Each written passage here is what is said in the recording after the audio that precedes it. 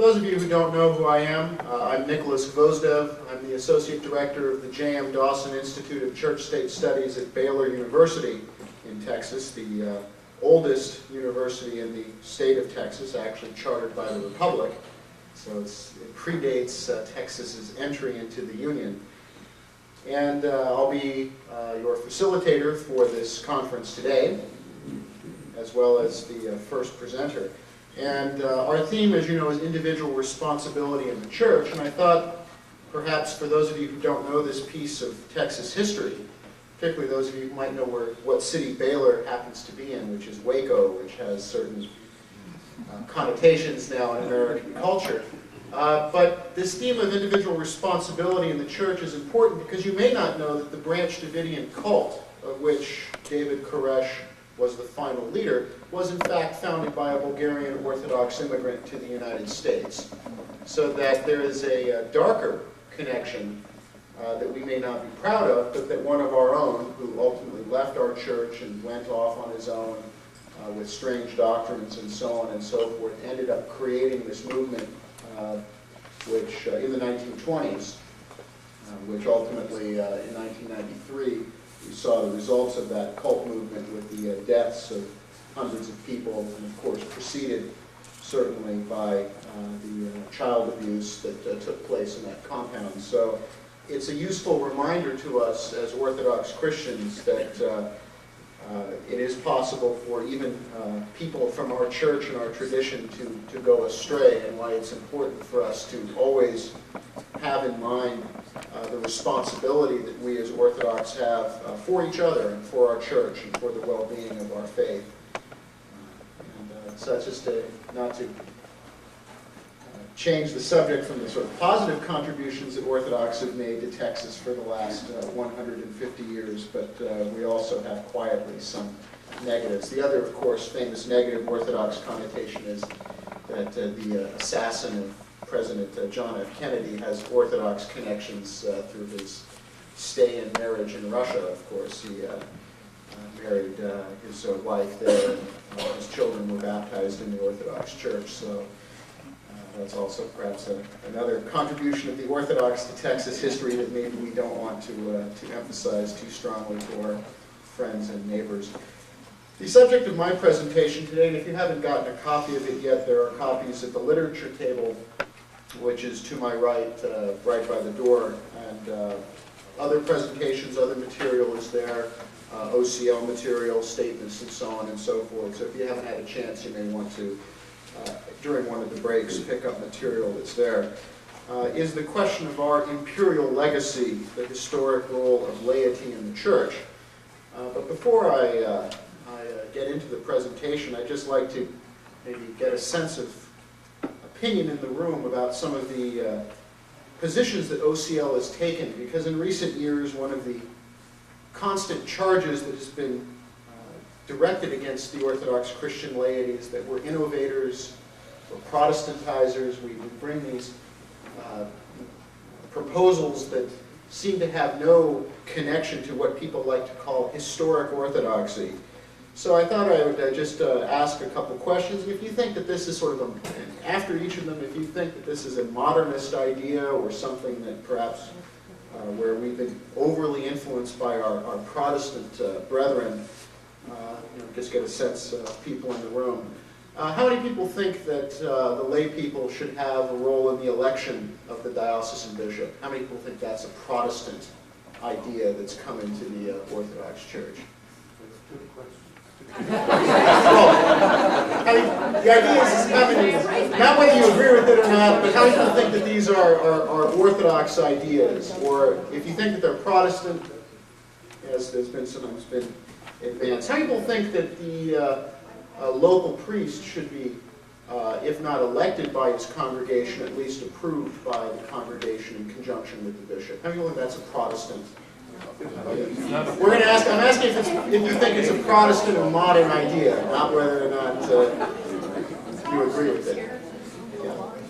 How many people think that before someone is ordained, they need to be screened by the church? How many people think that's a Protestant idea that's been introduced? Screening of your candidates before they're ordained. How many people think that the councils that meet to determine the policies of the church should solely be just simply a few people at the top of the hierarchy? That's not an orthodox. Well, I guess I'm preaching to the converted, perhaps, on this. And the point is that a lot of what OCL is standing for in its positions about the role that the laity should play in working with, not working against or working over, but working with the bishops who are the shepherds of the church, and then the parish priests who are the shepherds of the local community. Especially in the last few years, the propaganda was advanced that a lot of these ideas were alien to orthodoxy. They were not particularly a part of our ancient traditions. They weren't part of the Byzantine inheritance of the church, so on and so forth. And that, of course, is a great misreading of Orthodox history. If any of you have had a chance, of course, to read the canons effectively, you may notice that in many of the canons there's often a reference to the role of the emperor in the Orthodox Church. That emperors call synods. Emperors are called to confirm the decisions of ecumenical councils. Emperors are called to ensure good order within the church, good administrative order. That emperors are called to establish the boundaries of dioceses and so on and so forth. And in the classic Byzantine tradition, you have this notion of the emperor functioning as the epistomonarches, the supervisor of the church. Now, this doesn't imply that the emperor, as some of our Western brethren like to say, that the emperor is the head of the church, or that we deified our emperors in Byzantium and in other Orthodox states to somehow run the church. But the idea is that the emperor had this supervisory role, a responsibility to ensure good order within the church. Now, where did the emperor, of course, get this responsibility from?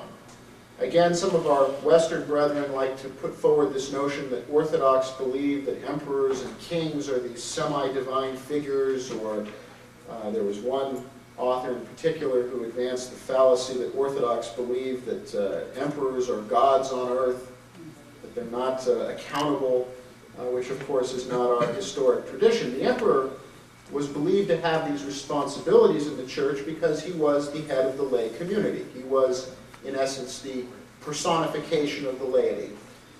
And that the lay people of the church, in essence, had delegated their responsibilities to the emperor to take on their behalf these responsibilities. John Chrysostom, when he delves into political theory in the 4th century, talks about emperors ruling with the consent of the people, that emperors have been empowered to take their positions by the consent of the people and by their delegation.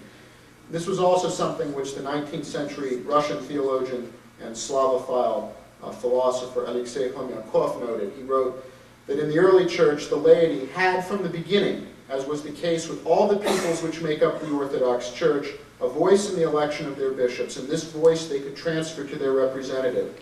They had the right, or rather the obligation, to see that the decisions of their pastors and councils were carried out in full. This right they could entrust to their chosen one and his successors. They had the right to defend their faith against any hostile or violent act. This right they could also transfer to the sovereign. So whenever you read through the canons and you see references to the emperor, you shouldn't necessarily read those references as being archaic, or that it means that we have to have an actual sovereign emperor enthroned, but you should look at those references and say this is the role of the laity in the church. The emperor is the representative of the lay people and who works with the hierarchy of the church in harmony to ensure the good order and functioning of the church and of an Orthodox society. So that, and this is also a point that I've been arguing, is that in the absence of an emperor, which we do not have one in any part of the Orthodox world, but obviously the Emperor Constantine died on the walls of Constantinople in 1453. Nicholas II was overthrown in 1917 and his powers transferred. The church also believed that many of his prerogatives went to the provisional government, which unfortunately in turn was overthrown by a Bolshevik takeover. The last emperor anywhere in the Orthodox or even in the larger Eastern Christian world, would have been Haile Selassie, who was overthrown in 1974 in Ethiopia. So in the absence of any emperor anywhere in the Orthodox world, the powers that had initially been exercised by the emperor are now returned to the lay people as a whole. Now, we as the laity in various countries, and those of you who maybe are familiar with church life in Greece or Finland or Estonia, in some cases the Orthodox have transferred some of these imperial powers back to a government to exercise on their behalf. In other parts of the Orthodox world, it's understood that these powers are vested back in the hands of the lay people. Now, in the future, if Orthodox people wanted to restore an imperial system, we're free to do so, and then to vest an emperor again with certain responsibilities vis-a-vis the church, but until that happens, those powers are to be exercised by the laity. This, of course, is not to be understood in the sense that we are talking about lording it over the church or lording it over the institutions of the church, because, of course, the emperor in classic Orthodox thought is seen as the protector of the church, the faithful executor of the dogmas of the church. The emperor had a responsibility to carry out what the church had decreed in terms of faith and morals. And also the emperor was noted, this is usually the term that's used, doesn't translate well into English, but the well-doer, someone who had the responsibility of not simply philanthropy, but also the material support of the church. So with these imperial responsibilities of ensuring good order in the church, there's also a duty for the lay people to ensure that they are in fact carrying out these other responsibilities of protecting the church, of caring for it, and of ensuring particularly that it has a material base. And that's something that many of the emperors of old were known for, was their founding of churches. And of course, Emperor Justinian and Empress Theodora are probably the most well-known in that regard, of the hundreds of churches and monasteries that they constructed.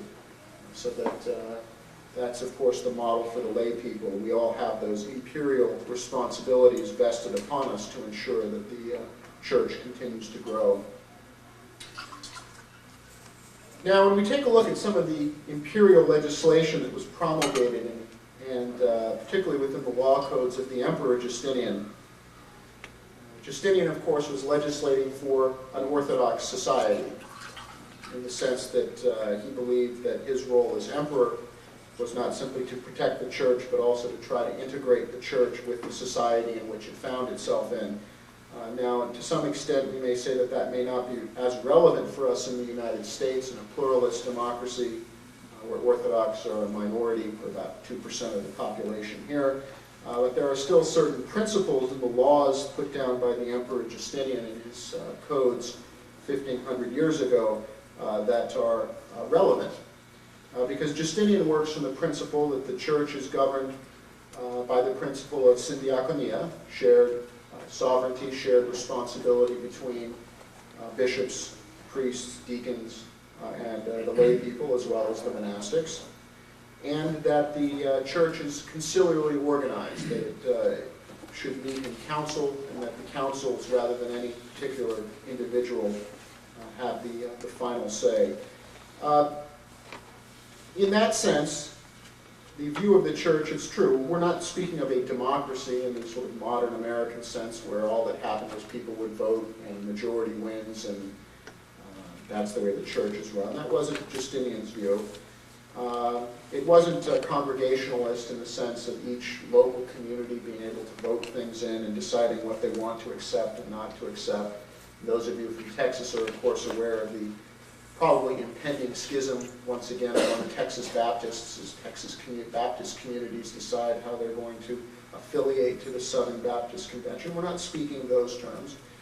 It wasn't certainly a papalist system where one or two individuals had sole responsibility for the welfare of the church, but very much this conciliar view of participation, of everyone coming together, of people having responsibilities in the church, as well as the ability to see what was being done. A few of the provisions of Justinian's legislation, which I think are of interest, to those of us today.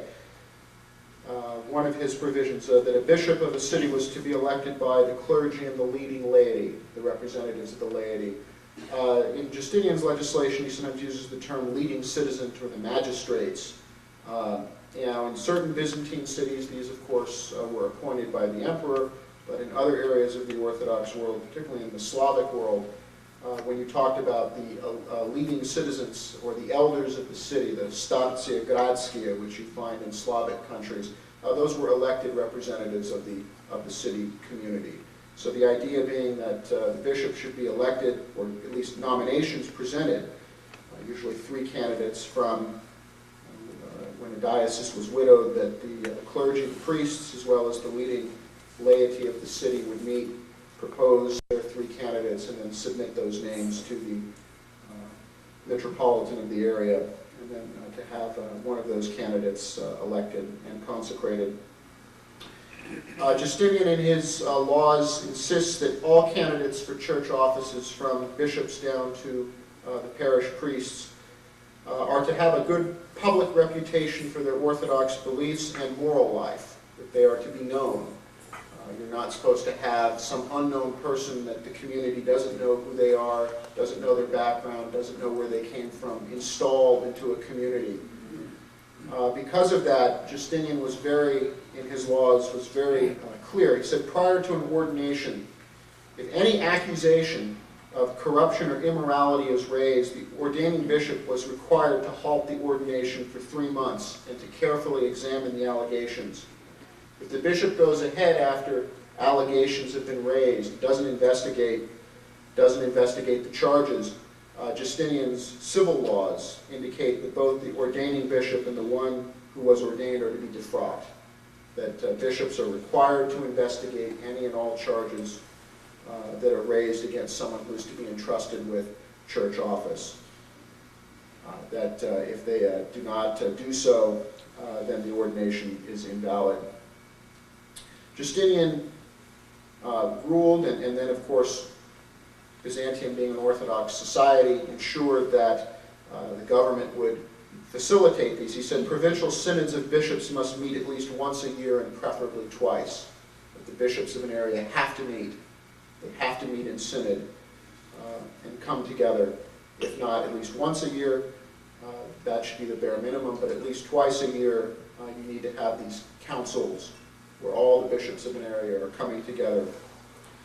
He also said in these laws that the provincial synods must consider all charges against priests, abbots, and monks with regards to deficiencies in faith and morals. That it is the responsibility of these councils, if there are charges made, that they are to investigate them. And of course, Justinian, being a lawyer himself, lays out a whole procedure. He acknowledges that charges do not necessarily mean guilt. There's supposed to be an investigation, and there's a process by which people can either be convicted or exonerated. And in his view, you needed to have these responsibilities in place, these institutions. You needed to have regularly meeting synods. You need to have regularly meeting bodies to ensure, as Justinian put it out in some of his laws, you need to have trust between laity and clergy for the church to be strong. The laity need to feel that the people in spiritual authority over them are the right people for the job, and that there are these institutions in place by which the fitness of those called to exercise these grave responsibilities. And Justinian, in fact, linked the very welfare of the empire to the exercise of the responsibilities of bishops and monks. He said, if those who pray for us properly are able to carry out their ministry, then the empire, our society as a whole, will be strong. He believed that the prosperity and peace of the empire depended very much upon a smooth functioning church, and a church in which holiness could be maintained. And therefore he was very rigorous in his application that the church needed to ensure that those in spiritual office were the best people for the job. A number of these practices were also carried and preserved in the medieval Russian church, particularly in northern Russia. We have records all the way up into the 18th century where village communes would elect candidates for the parish priest to send to the local bishop. Say these are, the priest dies, they would meet, the village assembly would meet, they would select their candidates, they would go to the bishop. The bishop then examines the candidate to ensure that the candidate, well, especially in those days, first of all, the candidate was literate, could read, and could also carry out his ministry, that he did not have theological deficiencies. And then, in some cases, there are records of a candidate being elected, sent off, going to study, and then when the bishop feels that he was ready to be ordained, and sent back to the village to serve as a priest. The village assemblies in medieval Russia would also elect parish councils. That's one of the pieces of propaganda I've often heard, that the parish council is some kind of 20th century modern American innovation that has no place in Orthodoxy. You can find the records in the archives, in Russian archives, of medieval parish councils. Usually they elected what they would call a starosta, an elder, parish council president. They would elect a treasurer. There would be other members of this parish council. And the parish council, of course, supervised the property and operations of the parish. And they were also responsible for ensuring that the priests got paid. There are, of course, some interesting correspondence in some of the archives of priests saying, writing to the bishop and saying, I'm not being paid, and the bishop writing to the parish council saying, pay your priest, or I'm going to pull the priest and pull the Antonins out, and you're not going to have a church at all. You have contracts, medieval contracts, by which priests would set their wages or their salaries with the parish council of the village. Some villages would provide homes, some villages might provide pieces of property for the priest and his family to farm. In some areas of the Orthodox world, like in Georgia, in the Caucasus, each parish family was required to provide a set amount of food for the priest. Basically the idea that the priest would rotate through the families of the parish, and that's how he would be paid in terms of getting food, clothing, and other necessities, that each parish family would do so. So that some of these issues about, that people say, well, these are 20th century American concerns, we can find them in the Orthodox world. The other thing, of course, that we find when we look back at Orthodox history is that the idea that the lay people, the bishops, and the monastics all work together as the guardians of Orthodoxy, and that you need to have all three of these parts of the church working together to ensure that, for example, no new dogmas are being introduced that that are contrary to Orthodox thought. That the bishops alone, the monks alone, or the lay people alone are not competent to make decisions for the church. It has to be done collectively. This, of course, was very important, particularly in the later period of the Byzantine Empire, where you would have union councils that would meet with the Church of Rome, where people might sign decrees of union that weren't accepted by the church as a whole, because when delegates would come back, people would say this is not in accordance with the faith that we have been taught, or this is not in accordance with what we believe Orthodoxy to be. And these unions rarely took root. Achievements would have his group of followers declare him as a living saint, and complained about the tendency of some of the Byzantine noblemen, and dealt with monastic life. And these are, again, of interesting what he decrees. No one under the age of 20 should be admitted to a monastery. He felt that monasteries that take anyone, and of course, considering the life expectancy of the time, today we might think 20, that's a little young. Considering the life expectancy, perhaps in the 50s then, the idea is that someone should not choose to be, or be allowed into a monastery until they're a mature adult and they've had a chance. You consider that most people started there, were apprenticed to begin learning their profession at 12 or 13. So really, 7 years or so after you more or less enter the professional world, when you're 20, then you should be allowed into a monastery, but no earlier. That he didn't feel it was right that children were to be found in monasteries, or that boys would go, or girls, into monasteries or convents before they've had a chance to actually decide if that's the life that they wish. That it's important for the monastic commitment to be made by mature people, not by, you don't sort of send children in who've had no experience in the world to whether or not that's really the life that they want. For those of you, of course, it's a part of the tradition of the church, for example, that Mount Athos has traditionally been closed to women. Well, that is, of course, true to some extent, but Alexios, of course, had to crack down on Mount Athos because it was the tradition of particularly the Vlach shepherds who would migrate throughout the Balkans. They would go to the monasteries. So obviously women were on Mount Athos if visiting the churches if Alexios had a decree that particularly says the Vlach shepherds should not be allowed to take their families into the monasteries on Mount Athos and to visit and to attend services there.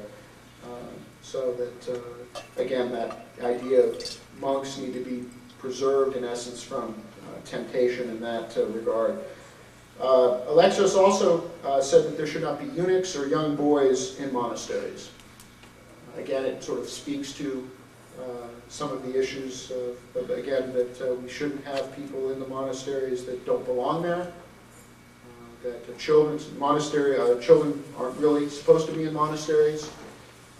Eunuchs, and of course, the question then about what the eunuchs were doing in the monasteries.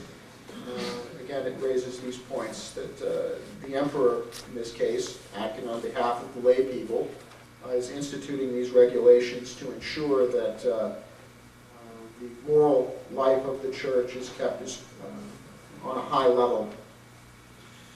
And so this is, again, the tradition of our church. I mean, monasteries, no matter where they are, no matter who the founder is, should not be accepting children. There should not be children in monasteries.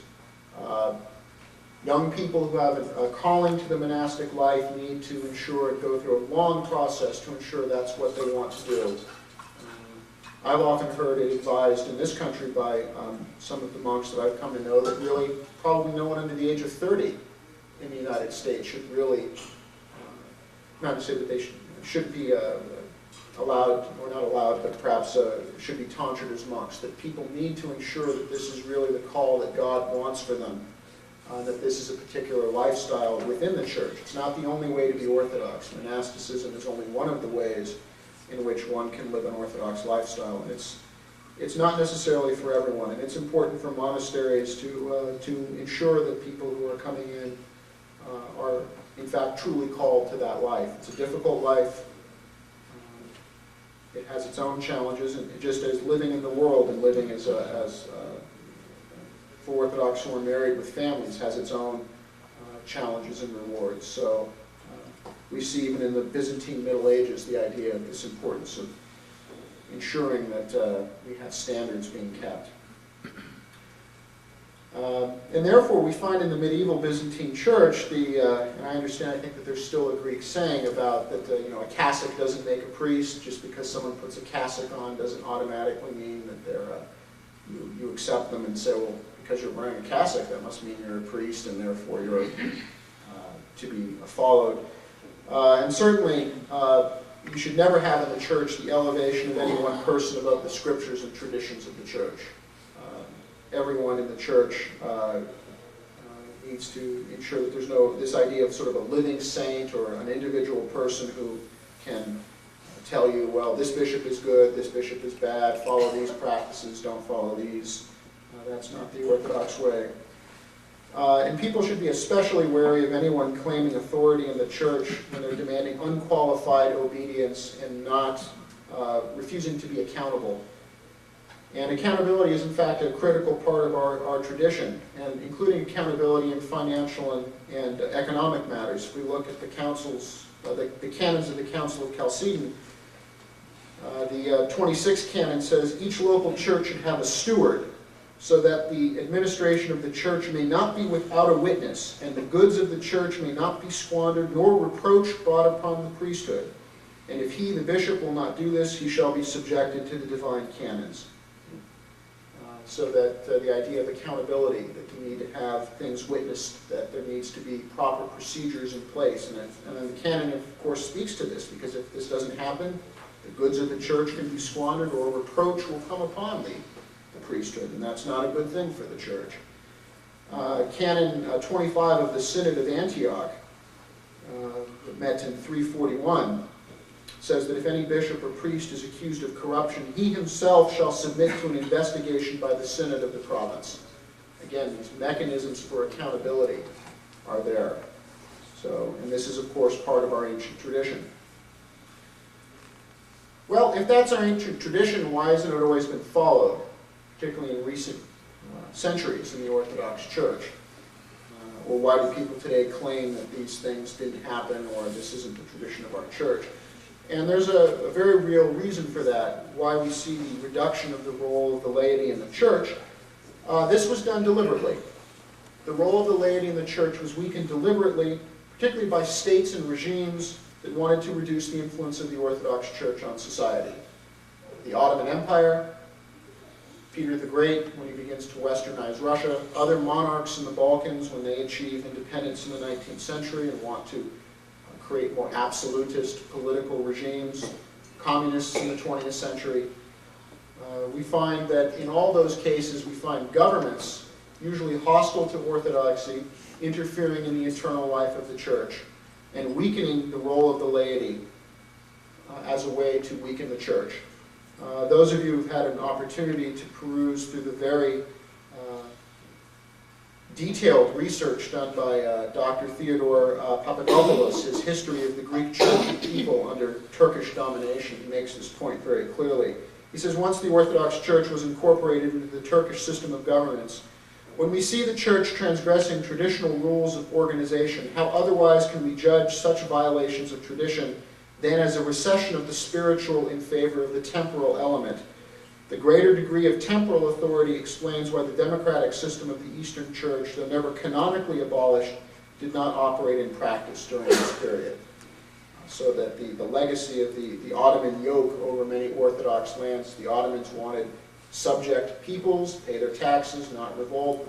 They therefore wanted to use the church as their instrument of governance over the Greeks, over the Romanians, over the Bulgarians, the Serbians, and other peoples in the Balkans and the Caucasus, the Georgians and Armenians.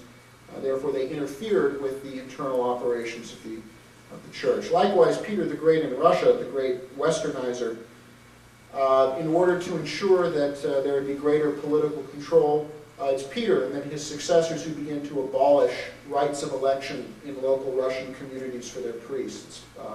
Peter the Great who institutes the notorious rule that priests are supposed to inform the government of anything that is brought to them in confession that might be deemed as politically disloyal.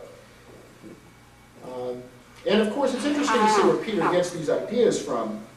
Peter, in 1721, when he issues his regulation, he doesn't go to Byzantine models, he doesn't go to the traditions of our church, he takes it almost verbatim from the Lutheran traditions. Same thing in 1833, the 1833 Constitution for the Church of Greece, which King Athon brings in, is almost word for word taken from the 1818 Constitution of the Bavarian Lutheran Evangelical Church.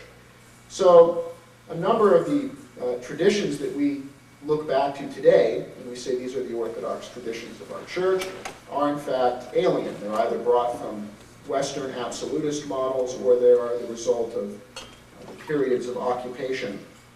And so therefore, if we want to move away from this, we in fact do have to restore our ancient traditions in which the lay people play the role to which tradition and the ancient customs of our church assign to them, along with the bishops, the priests, and the monastics, in keeping the church functioning as Christ's body in the world.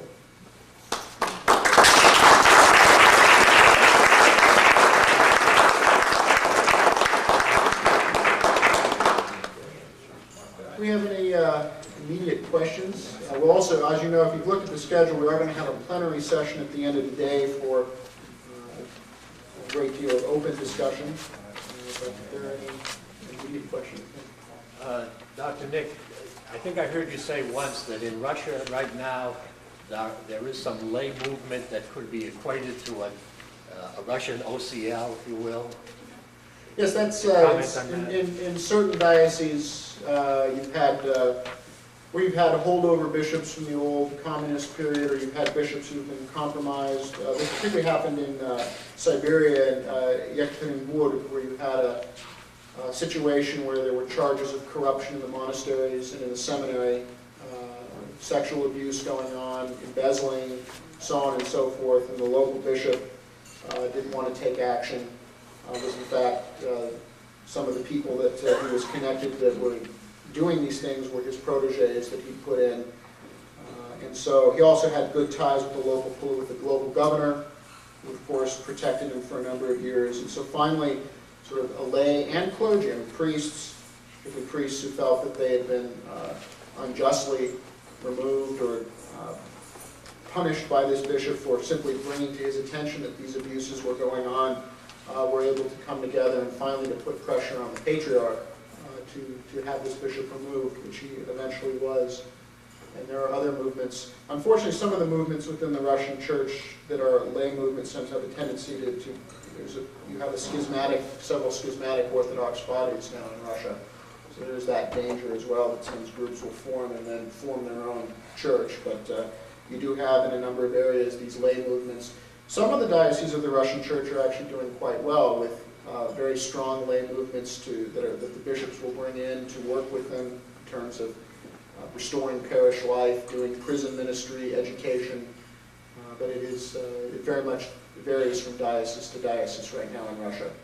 St. Petersburg has very strong lay movements in the church, lay brotherhoods, academic associations. It's one reason why in St. Petersburg in recent years they've noticed that there have been Baptists who've been coming into the Orthodox Church, in fact, rather than the other way around, because of this very effective lay movement, along with a very supportive bishop and a strong cadres from the St. Petersburg Theological Academy. You're also seeing that in northern Russia as well. But in some parts, particularly in Siberia, you have bishops that, particularly if they were holdovers from the communist period or they were corrupted by the government, by the KGB, that maybe aren't doing everything that would be beneficial to the church. And then you see the lay movements come together to try to restore some vitality.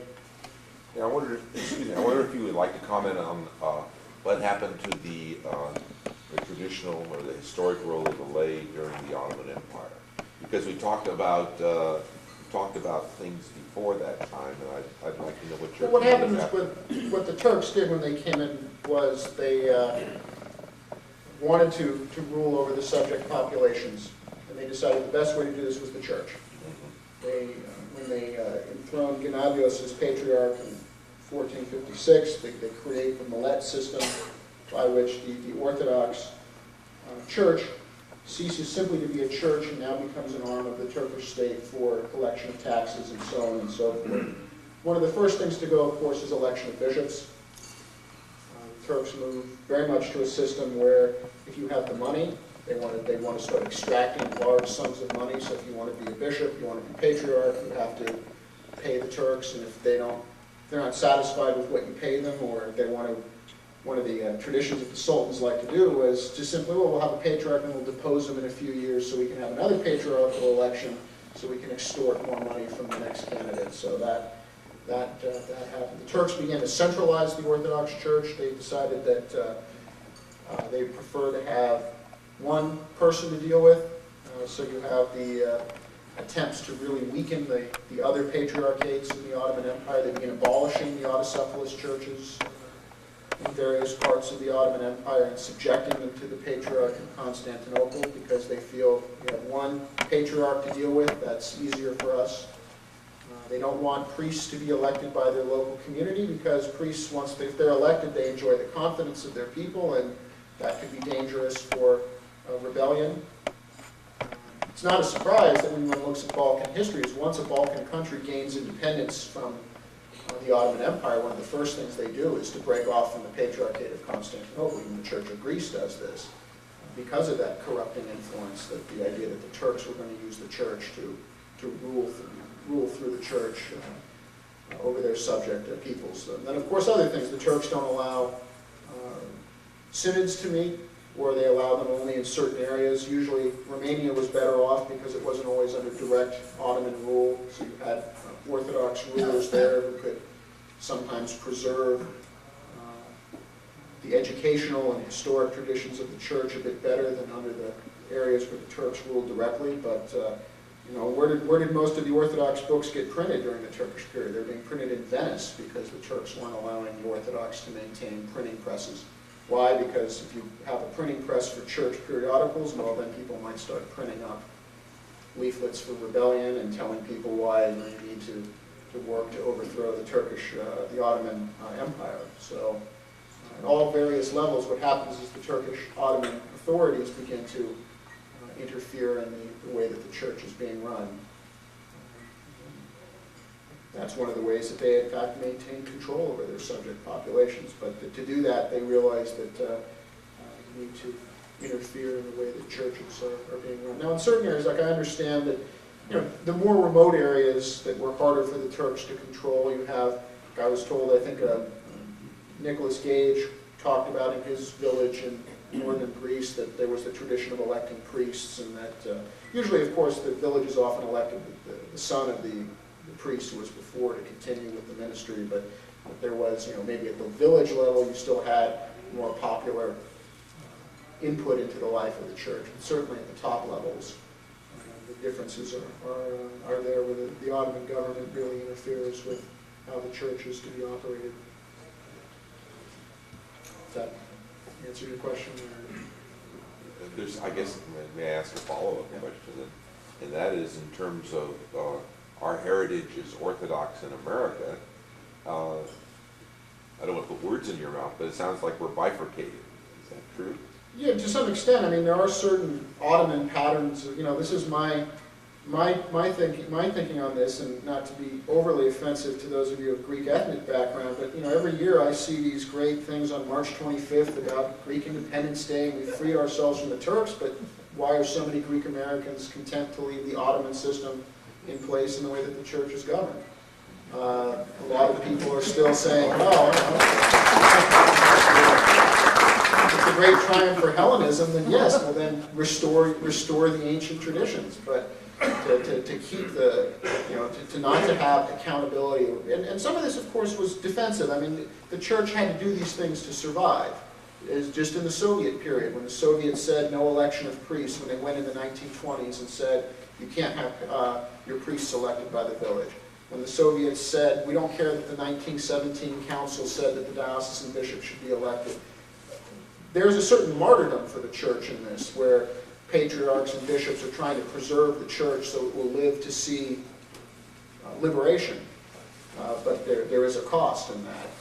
And that's, those of you that have read Stephen Runciman's The Great Church in Captivity, which really details the life of the Orthodox under Ottoman rule, and one of the points he makes is, yes, the church survives, and he thinks that's a great accomplishment, but he also says when liberation comes, when the dawn of liberation comes, there's a certain blinding. You know, the Orthodox coming out of the long night of occupation are blinded by this light of freedom, political freedom, and that you know, he was somewhat critical of, in the last chapter, that the Orthodox weren't immediately able to, but for good reason. If you've been under occupation, you can't automatically assume that you can restore your traditions. But then again, particularly in this country, we don't have any governing authority that prevents us from doing any of this. So there's no reason anymore. And there's no, you know, there's no sultan that's going to get angry if we elect our bishops, or our villages aren't going to be sacked, our parish or churches aren't going to be burning down in this country because we choose to restore our traditions. So we can't sort of just say, well, we did that in the past. There were reasons we did these things, but the church had to accommodate itself to survive, and I think that was a noteworthy goal, just as what the Russian church, the compromises it made with the Soviet regime. If they hadn't done that, great, we might have preserved a pure church in the catacombs, but there would have been nothing when communism fell for people to return to. At the same time, however, and this is where I agree with some of the people in the contemporary Russian church, is now that communism is done, let's go back and rebuild our traditions. We can't continue to keep these old survival mechanisms in place for nostalgic reasons. Answer his question first, please. Judge Cooper. George. Oh, good.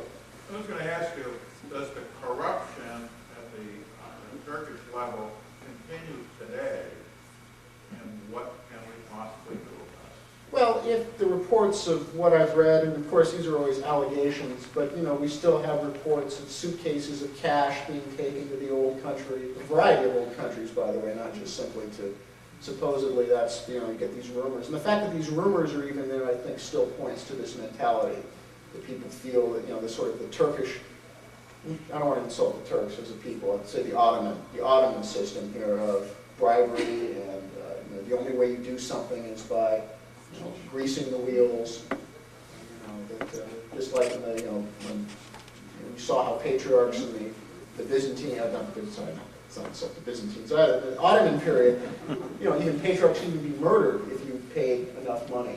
You could get a patriarch or bishop murdered by the Turks, by the Ottoman authorities. And I think that we still see vestiges of that. And the fact that we even talk about that, we talk still about villas and payoffs and suitcases of cash and competing groups going with their, checked luggage with the bills inside. Even if that's not happening, or we can't, the fact that we still talk in those terms, I think, points to this problem that we have, that we still conceive of our church administration in these sort of cynical ways, and that we need to restore that kind of confidence. But I read what goes on in the press, and you have these charges being laid out. And, so I think if there's smoke, there has to be fire somewhere.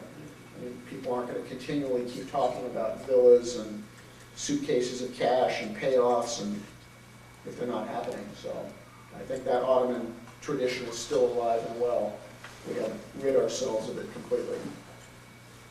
My question is off of that, and that is, does one have to move the seat of that patriarchate to get out of the influence of the Turks, as long as you're in Constantinople, and they own that territory, and they feel they own it, it's not like the Vatican where it's a separate state, then how do you withdraw from that corruption unless you move out and get into an environment that doesn't have that? Well, that's certainly, that's a good point. One of the things I would say, though, is that environment alone doesn't always determine it, because you can have these attitudes be preserved in other countries that are free and democratic, but certainly environment plays a role. One of the things I've been interested in is... Yes, but there's intimidation. Yes, there's certainly intimidation because that takes get place. some of our properties damaged or set afire, and so that intimidation, just like the intimidation mafia works. here in this country, can intimidate people and they respond, right? Yeah, that's... So and then, intimidation is a very difficult thing to handle, because it's the imagination that goes to work. well, there's two ways to deal with that. One is to... One approach has been that the patriarchate should move. Now, where it should move to is not clear. Does it move to Switzerland, which, on the one hand, neutral country, but on the other hand, there's not really an Orthodox tradition there that would, where I think the patriarchate would find strong roots.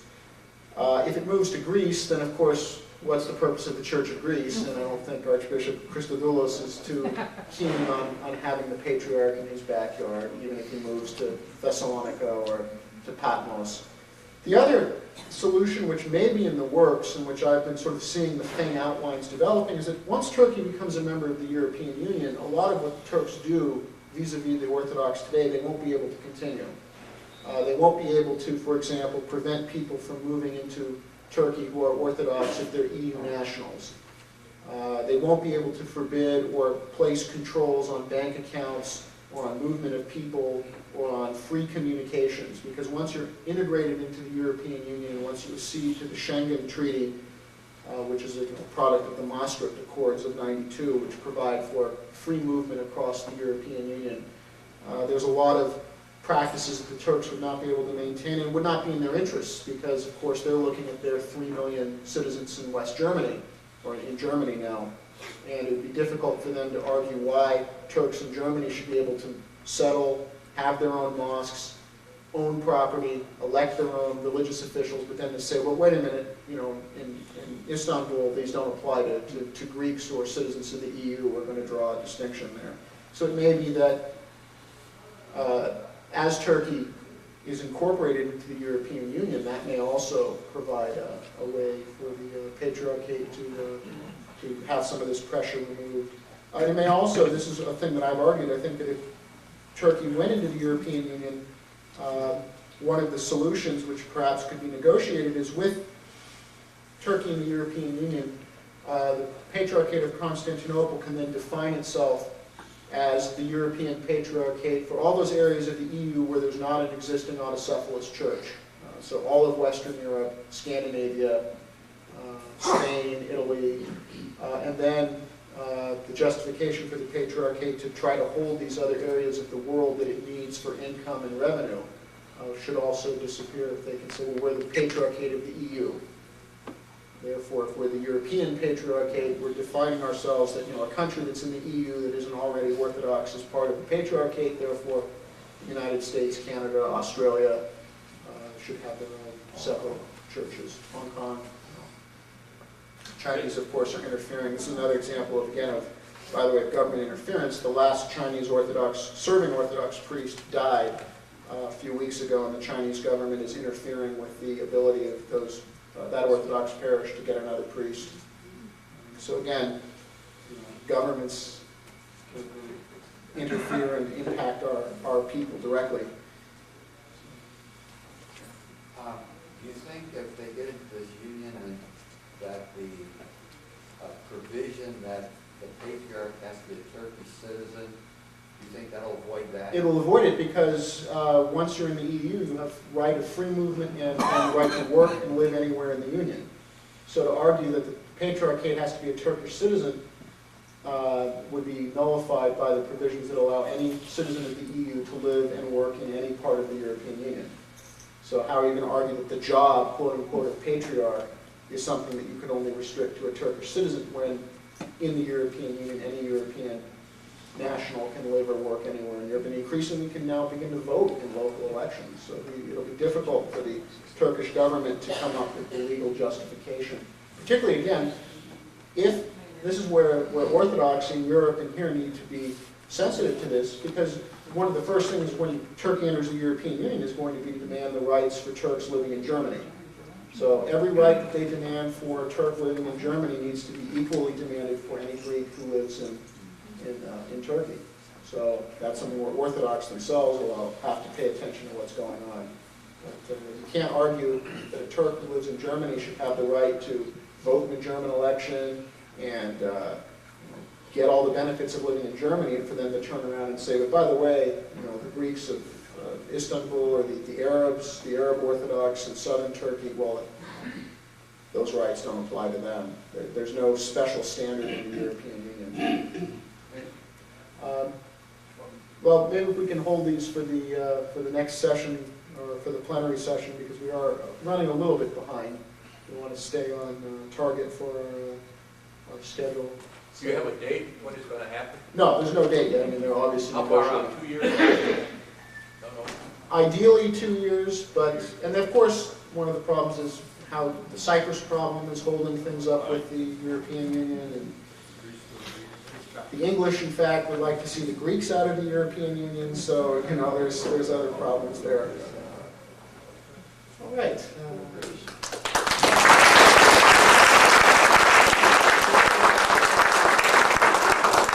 The second presenter of the morning is Dr. Valerie Karras. She'll continue on the themes of individual responsibility by looking at the role that we have in terms of the theology of the church, in terms of the responsibility for the theology, the maintenance of our theological traditions. I'll turn the podium and floor over to Dr. Karras.